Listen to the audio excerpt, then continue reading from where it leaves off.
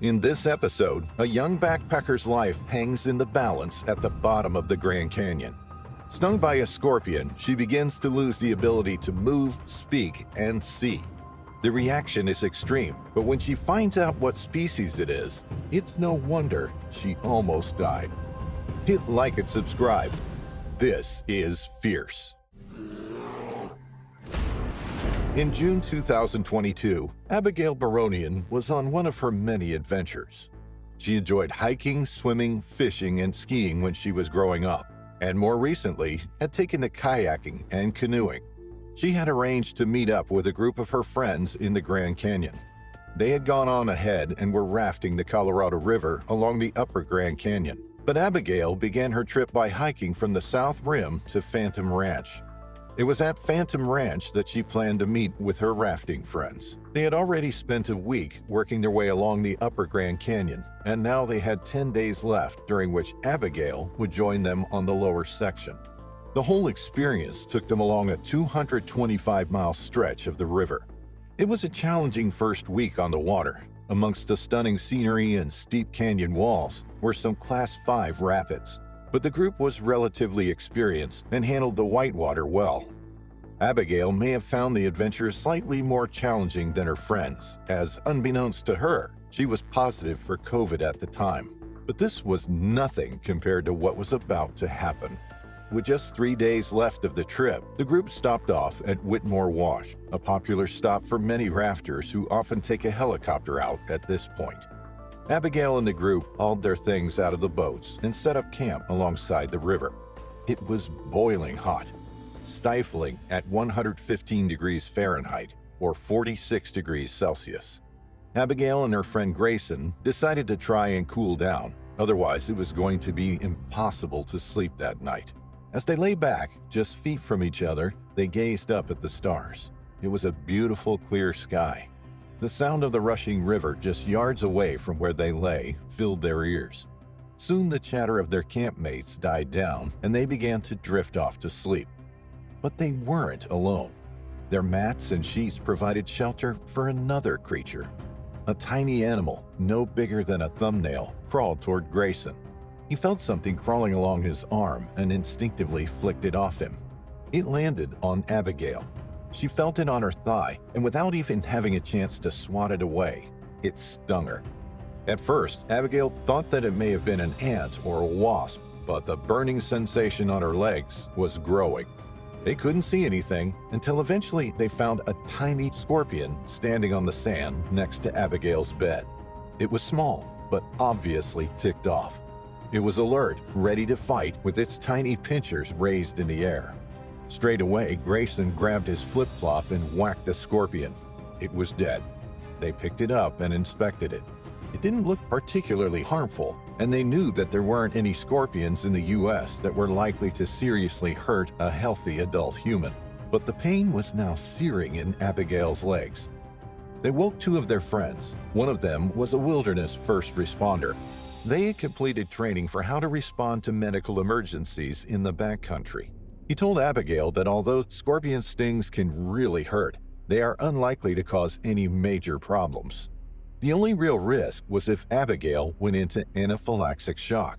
They monitored her for a little while, and when she showed no signs of anaphylaxis, they breathed a sigh of relief.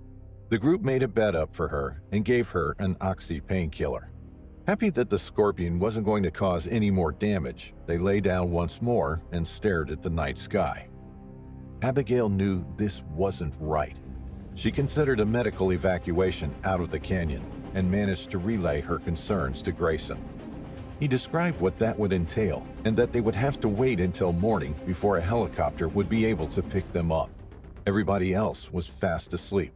Grayson suggested they wait until first light and make a decision then. He believed that Abigail would feel better by morning. But instead of improving, Abigail's condition deteriorated. Between midnight and 5 a.m., when the sun rose, Abigail was alone with her thoughts. She couldn't move, and she couldn't speak. Her eyes wouldn't focus, and she was in so much pain and discomfort all over her body that all she could do was focus on her breathing. She would worry if this toxin inside her was going to cause long-term paralysis. What would she be like once she got out of here? Would she get out of here? But she knew thoughts like that weren't helping the situation. She needed to trust that she would be okay. She needed to just focus on her breathing and getting through to daylight. Everything would seem better in the morning when the light illuminated the world. When the first golden glimmer of sunlight emerged over the land, the group of friends woke up from their slumber and checked on Abigail. They had all hoped that the venom would have worn off by morning, but Abigail was just as bad as she had been in the beginning. There was no sign of improvement. One member of the group worked as an emergency medical technician, and he checked her vital signs. Amazingly, almost everything was as it should be. Her breathing rate and her heart rate were slower than normal, but still within the limits. She wasn't fighting a fever or anything, but she was paralyzed. During the night, Abigail had made the decision not to get medevaced out. She didn't want her adventure to end like that. Instead, she wanted to push through it by herself, however tough or painful it might be. By 7 o'clock that morning, Abigail's vision improved. She was able to focus on one thing rather than have her eyes rolling around in all directions, making her nauseous. The team used the sat phone to call a friend of theirs who was an ER nurse. She said that Abigail needed an evac. Her reaction to the sting was not normal. Full-body paralysis should not happen. But Abigail's persistence of not being evacuated out was clear. On the other end of the phone, their friend did some research and found that the reaction Abigail was having was similar to that of a young child. Paralysis was known to occur in young children. This gave the team some hope, and they agreed not to call the emergency services, and instead move Abigail downriver. The rest of the route downstream was relatively calm. There were no Class 5 rapids, and the flow was gentle. As the scenery drifted by and they inched their way closer to the next campsite, Abigail continued to improve. By the time they made it to their campsite that evening, almost 24 hours after being stung, Abigail could walk again. It was a huge relief for everyone, not least of all, Abigail herself. She wanted to understand just why she had reacted so badly to the scorpion sting when others who had experienced the sting had managed to carry on as normal. Grayson had kept the dead scorpion for Abigail as a keepsake, just a reminder of an eventful trip, and perhaps that even the best of friends can flick a scorpion on you and cause a significant amount of pain without meaning to. From her reading and research, Abigail assumed the scorpion had been an Arizona bark scorpion, a non-lethal species that was common in the region. The habitat that they had been in was prime location for the little arachnid. Perhaps Abigail's particularly adverse reaction to the scorpion had been due to the fact that she was also suffering from COVID at the time. She contacted Lauren Esposito, curator of arachnology at the California Academy of Sciences. Straight away, Lauren said that it looked like an Arizona bark scorpion from the photos Abigail sent her. To confirm this species, she asked for a photo of the top of the scorpion. That's when Lauren suggested that it was a different species. She needed a close-up of the head. Abigail sent her a video of the specimen, showing the whole animal and all its different angles, including a close-up of its head.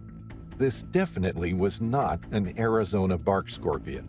Lauren confirmed that it was its deadly relative, one of about 12 species with potent venom that can kill a human. Abigail had been incredibly lucky.